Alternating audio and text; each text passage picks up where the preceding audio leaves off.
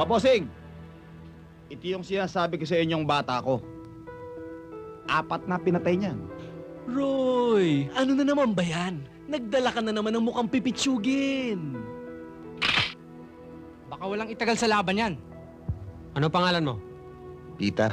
Pangalan pa lang, biskwit na eh. Pita. Biskwit. Dapat pala sa'yo, isaw-saw sa kape. 4 na ba napatay mo? Ha? Gusto mo ikaw panlima? Boss, baka pumutok sa akin yan. Ganun ba?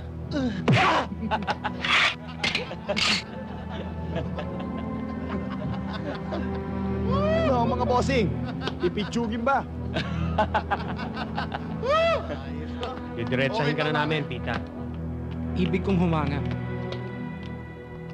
Pwede nang pawalan. Aayusin ko ang mga kaso mo. Pero sa isang kondisyon, magtatrabaho ka para sa amin.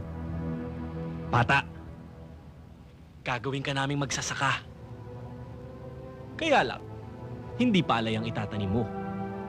Bala. Tatamnan mo ng bala ang katawan ng lahat ng mga kalaban namin. Sa madaling salita, gagawin ka namin triggerman. Okay ba sa'yo yon, bata?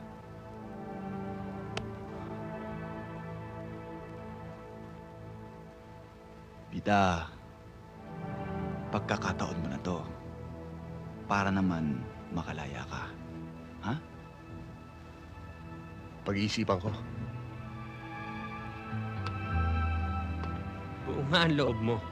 Pero masasayang lang yan sa loob ng bilangguan. Roy, dali mo na muna yan. Balik mo na lang pag nakapag-isip-isip na.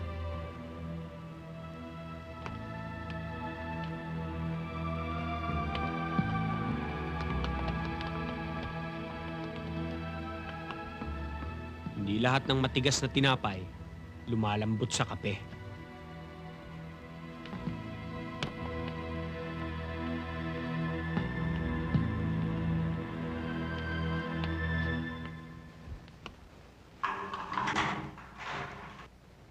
Dito ka nang makapagdesisyon kagad. Matigas ang ulo mo. Bahala na kayo dyan.